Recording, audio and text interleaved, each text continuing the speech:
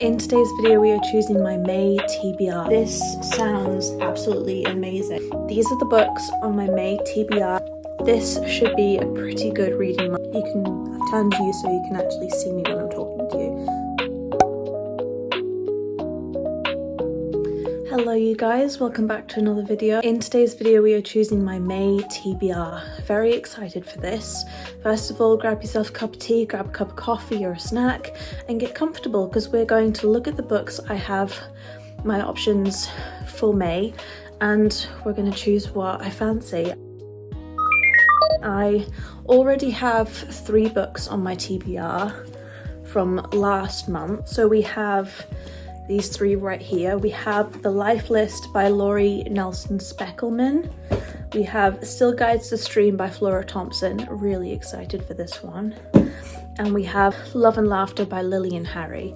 This looks like a really nice, simple little read. So those are the books that are on my TBR. And we're going to look at picking some more for me because we only have 3 and we've got room for a couple more. So let's do that. So here are what my books are looking like. How many books do we have on my TBR? Let's count. 1, 2, 3, 4, 5, 6, 7, 8, 9, 10, 11, 12, 13, 14, 15, 16, 17, 18, 19, 20, 21, 22, 23, 24, 25, 26, 27, 28, 29, 30, 31.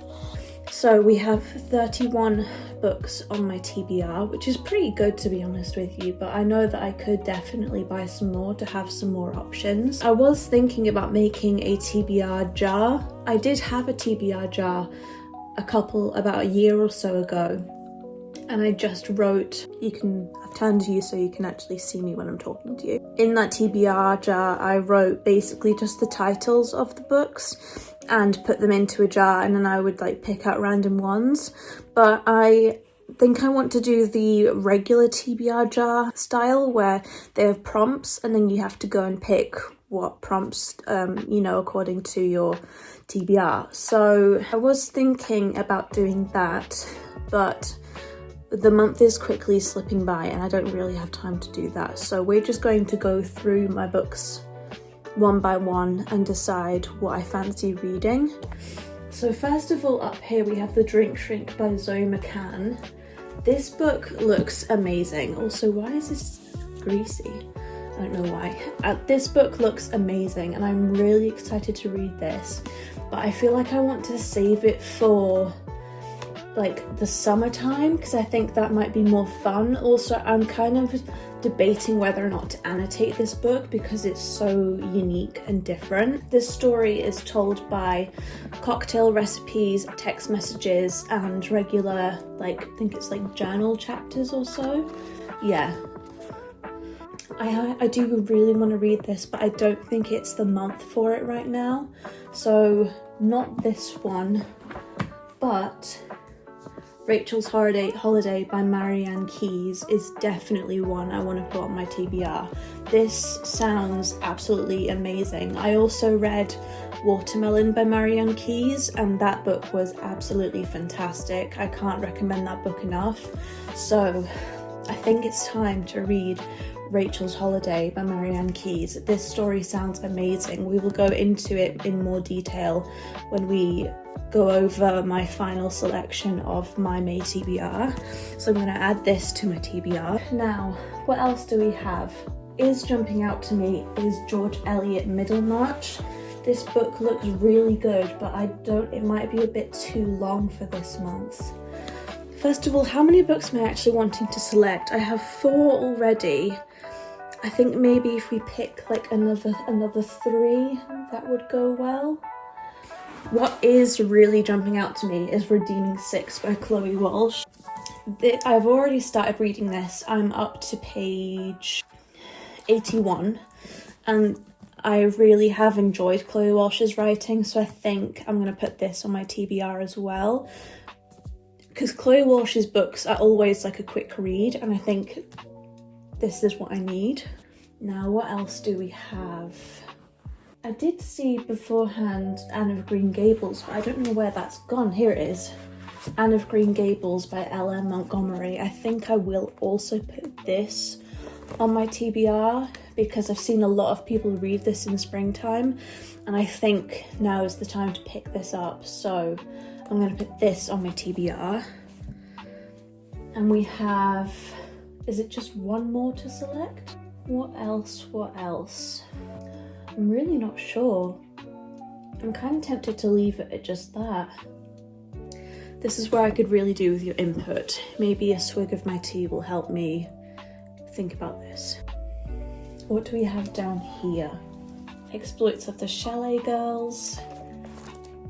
This might be pretty interesting to put on my TBR because this one is like fairly short. Yeah, it's only 157 pages. So I think I'm gonna add this onto my TBR. And I think that is it for now. So let's go over my books that I have selected. These are the books on my May TBR. Let's go over them one by one. So first of all, we have Exploits of the Chalet Girls. Joey, shrieked Margia Stevens. We've got a new girl. She's a snob, out and out snob.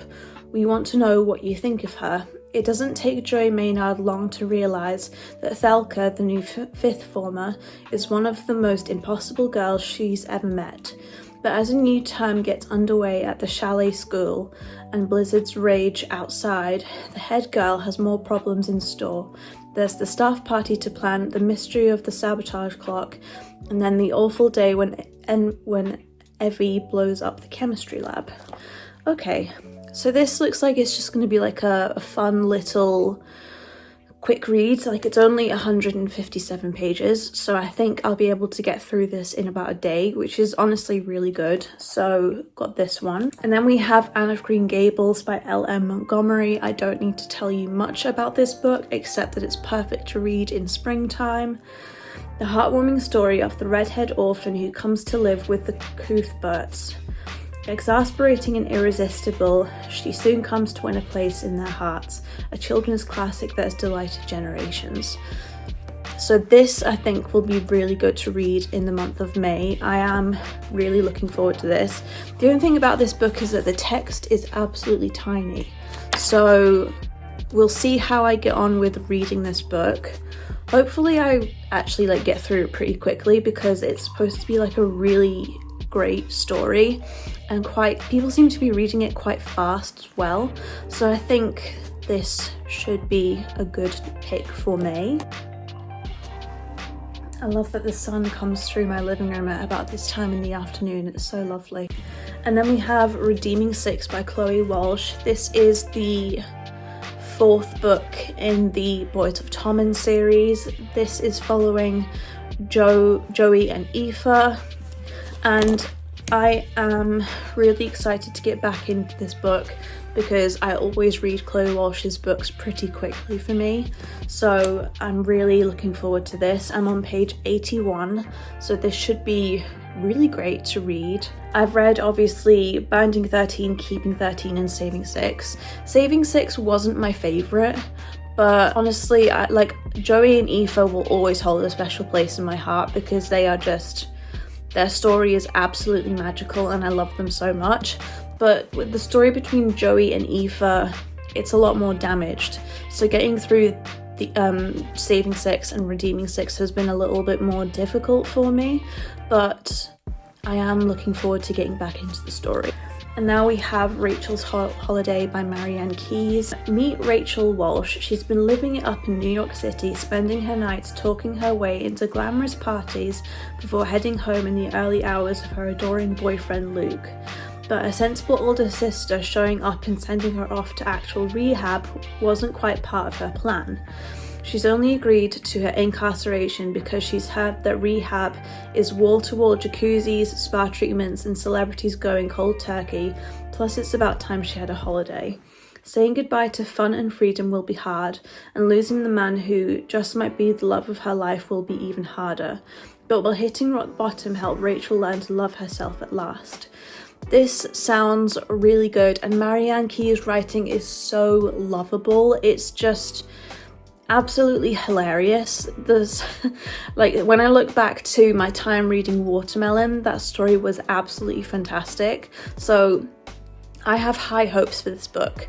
Watermelon, to be honest, is probably like a 5-star for me. Like, I think I rated it like a 4.25 years ago, but honestly, I think it's like really a 5-star because every time I look back on that book, I have such fond memories, and I do have high expectations going into this book, so hopefully it doesn't disappoint me. But because it's Marianne Keyes writing, I think I will still have like a pretty good time, so excited about this. Now we have Love and Laughter by Lily and Harry. It's 1945 and the war is finally over.